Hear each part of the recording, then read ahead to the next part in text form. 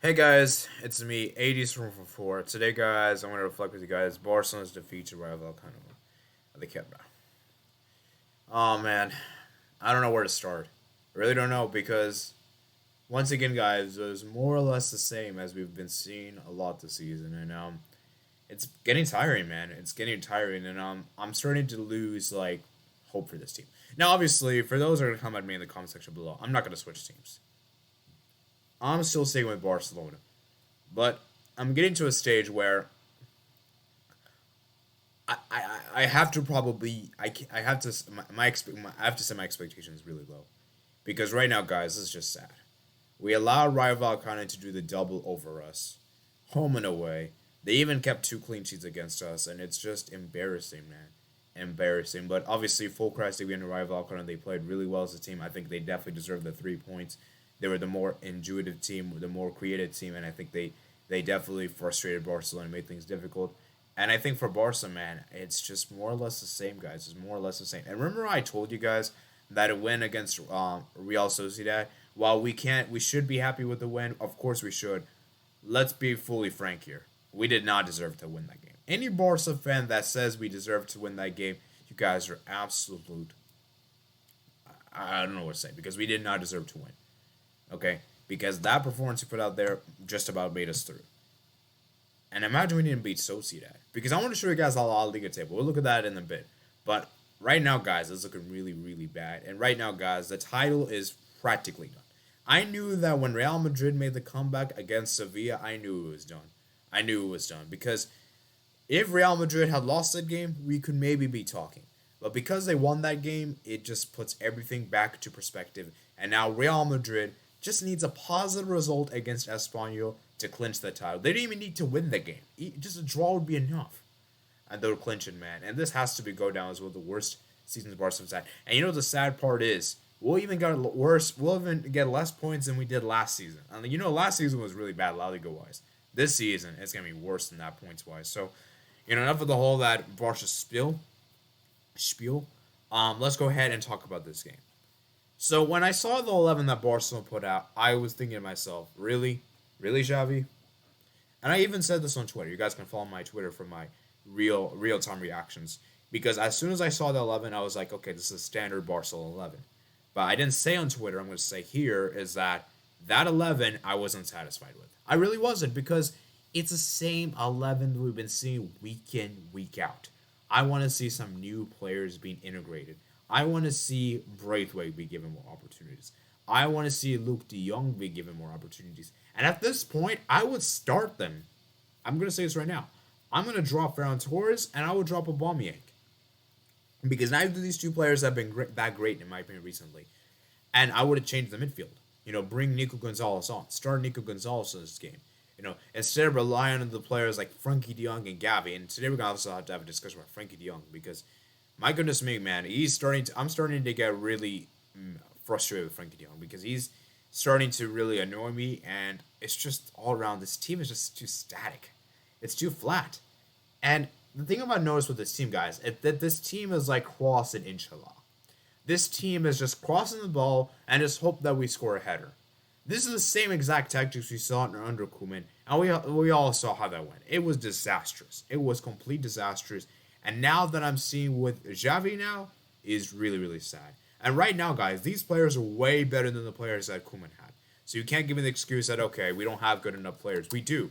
Because you have Ferran Torres and Obama. I know Ferran Torres has been a player that's divided a lot of opinion. I know Ferran Torres has really been heavily scrutinized in the Barca fan base. I know a lot of people have been very vocal about him. Trust me, I have been very mad about him as well. But one thing to note is that he's actually been one of our best players. Like goals and assist wise, I think he's actually been our top goal on top in the list. And it's just crazy to see and that. Ferran Torres, even if he misses so many chances, he is still one of our best attacking players, which is really sad to be in this position. But anyways, let's talk about the goal that Rayo scored.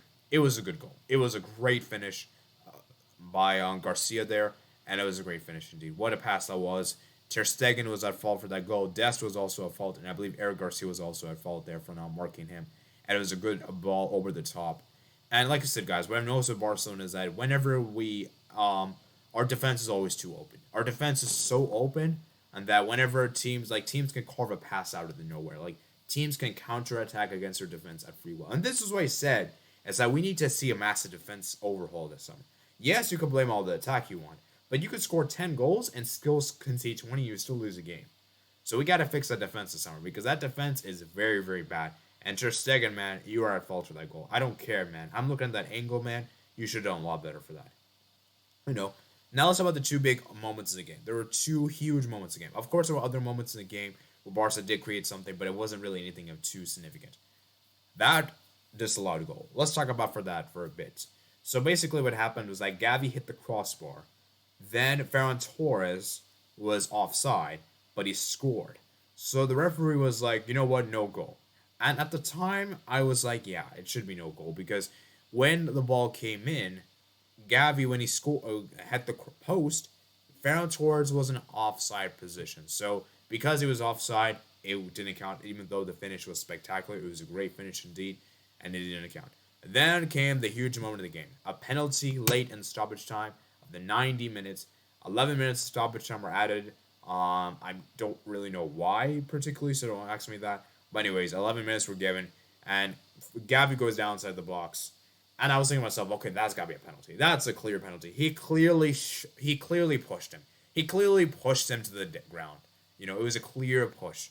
But the reason why the penalty wasn't given, it was because it was offside, from my knowledge. So those two big moments were probably the best moments for Barcelona. I think there was a brief period of time where Barca were actually, I believe the goalkeeper it hit the post and goalkeeper saved. There was an initial spell in extra time, stoppage time, I believe, and there was even a period of play in the last second of the game. I believe Dembele actually almost scored, but it was cleared off the line, and Rayo Vallecano seized out the game, 1-0. Xavi did make some few changes. He tried to put on Longley on at halftime to make the team more attack-minded, take Dest off, which I thought was a really stupid idea. Bring on Adama Traore, bring on Luke de Jong, bring on, Nico Gonzalez to somehow change the game, but obviously it was to no avail. None of the substitution players really impacted the game like that. And overall, Rayo Vallecano just held out the game and sealed a crucial 1-0. And the huge part about this win for Rayo Vallecano is that this gives them a huge lifeline because right now, guys, they were in a very poor run, guys. Before the game against, Espanyol, they were in a really bad losing streak. And now they picked up these two wins, which could be enough for them to survive. So hopefully Rayo Vallecano survives. I actually want them to survive. I think it's a good team. I wouldn't really want to see this team go down. Obviously, it's a newly promoted team, so it would be kind of sad if they do go down. We'll see what happens at the end of the season. But anyways, as for Rayo Vallecano, man, they deserve the win. Absolutely brilliant. And for Barcelona, man, this is more or less the same. What else is there to discuss about? Because the performance we put out today was just completely abysmal. I know stats-wise it looks pretty and all, but when you actually watch the game, it looked really flat. It looked predictable. It looked lethargic. Looked ordinary. And that's the issue with Barcelona is that we're just too static, man. Too flat, too static, and just not enough creativity, not enough movement indeed. So, like I said, I can go on and on about this match. I probably could, but I don't really want to, personally speaking, because like I said, there's just not really much else to discuss. And let me go ahead and just show you guys a La Liga table as things stand, because right now, guys, we have played all the games. Remember how I was always bringing up, Real, we have a game in hand, this whole kind of thing. Well, we lost the game in hand, so everything is now level, and that we're all level on points. So Sevilla, they're still level on points with us and Atletico Madrid. But the good news is that we have head-to-head. I think head-to-head we have against Sevilla, and we have a much superior goal difference to Atletico Madrid. So even if worst case scenario we're level on points, we'll still finish above both Sevilla and Atletico Madrid, assuming that our goal difference gets better and assuming that we don't concede so many goals. But as I said, though, it is very disappointing as it's still. And like I said, guys, we're going to have to improve on this because our next couple of games, man, are very, very crucial indeed. Our next game is going to be against Mallorca. That's a game that we have to win at home. Then Real Betis, then Celta Vigo, Getafe, Villarreal. These 5 games, man, we have to. And remember, guys, we have no, right now, the battle for second place is very tough because I believe it is fair to say that we're still going to get top 4 because we're in a 6-point gap over Betis. But we got to start winning games, man, because we cannot start dropping points, man. Because, like I said, guys, the battle for top 4 is going to be very interesting indeed. And, like I said, guys, it'll be very, very interesting to see how it pans out. Remember, guys, we have to get second place. Because if we don't get second place, guys, we will not be in Spanish Super Cup next season. So, Will we get Spanish Super Cup? I don't even know at this point. And that's not even the most of my worries. Right now, I just want to see this team play well at home. And like I said, guys, very, very disappointing indeed. So that's pretty much it for today, guys. Hope you guys did enjoy this video, guys. Comment down below your thoughts. Like I said, I know you guys have a lot of things to say in the comments. Subscribe if you're not here. Like this video if you did enjoy. And I'll see you guys later. Peace out. And so, yeah, and make sure you guys check out my other pods. Description below. And subscribe if you're new around here. And I'll see you guys later. Peace.